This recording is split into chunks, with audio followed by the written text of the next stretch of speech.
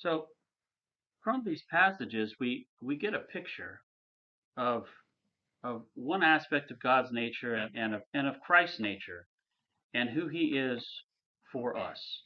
And in this picture of being the good shepherd, we're all probably most familiar with this passage from Psalm 23, and it's the idea of the Lord being our shepherd and providing for us. And the things that we see in Psalm 23 that He provides for us, food and water, peace, comfort, you know, even through trying times, even through evil times. Okay, He provides for us all that we need, and perhaps more than we need. It says our cup overflows. So God is the giver and the provider of all good things in our lives. And if we believe that He is our shepherd, that He is the good shepherd, um, then we can trust in Him. And so I'd like for us to think about, as we think about God as our shepherd this morning, I'd like to think about us as, asking ourselves the question, have we put our trust fully in Him? Or do we still try to direct our own steps at times? Right? Do we, as the sheep, try to carve our own paths for ourselves?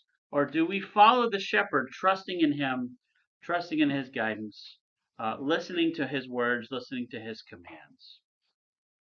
I'm going to turn back to that passage that Joe read for us a moment ago, Joe Manganello, in Psalm 118, because I want us to connect something here with what we read in John 10. Back in Psalm 118, Joe read, it says, "Open to me the gates of righteousness, that I may enter through them and give thanks to the Lord. This is the gate of the Lord, and the righteous shall enter through it. I thank you that you've answered me and have become my salvation." Here we see a picture. There's a gate or there's a door, right? And if we enter through them, the righteous are entering through this. And on the other side of this, we see that God has answered us. He has given us salvation. And so the psalmist is saying here, open to me the gates of righteousness. This is the gate of the Lord, and the righteous shall enter through it. And in John 10, I think we see the fulfillment of that. Who is this gate? Who is this door? Verse 7 of John 10, Jesus said to them, "Truly, truly, I say to you, I am the door of the sheep." Verse 9, "I am the door. If anyone enters by me, he will be saved and will go in and out and find pasture." Someone who comes in by another door is not his sheep. Someone who pretends to be another entrance or another path is but a thief and a robber, right? Someone who is there to kill and destroy the sheep. But Jesus Christ is the door. And so I would ask us again, have we submitted um, to Him? Do we have our faith and our trust in Jesus Christ and in Christ alone? He is the door, and He is the only way to righteousness and salvation. So that's point number one. Jesus Christ is the door. He is the way to righteousness and salvation. We must put our faith in Him. And secondly, then, if we put our faith in Him, if we trust Him, are we listening to His voice, right? It says, "My sheep know my voice. They do not listen to others. They do not listen to the voice of strangers, but they listen to the voice of the shepherd, of the good shepherd." And so are we listening to Jesus Christ in all things? Meaning, have we listened to His words about what we need to enter that gate? Have we submitted our will to Him? Are we continuing to listen to His words? Do we make that a priority in our lives? Or do we allow His words to be drowned out by the voices of the world around us, and perhaps by our own voice at times? Are we willing to submit to His will and His voice, or do we want to assert our own?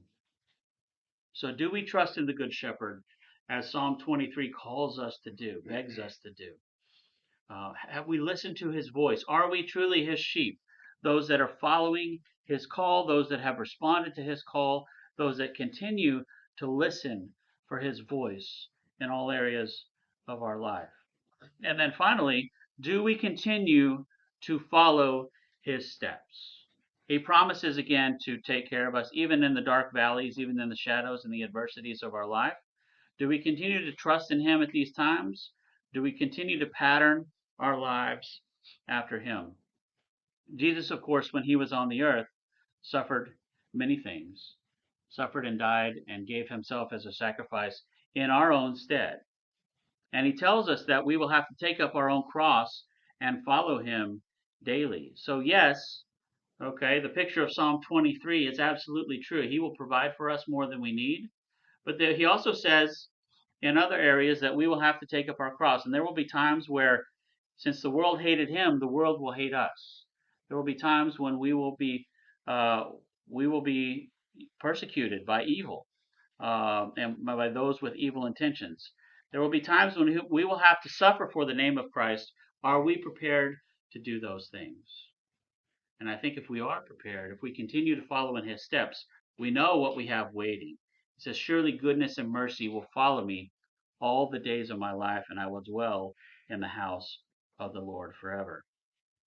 I love these passages because they're such a clear picture for us of who Jesus is and of what he intends to give us and of what he has given us.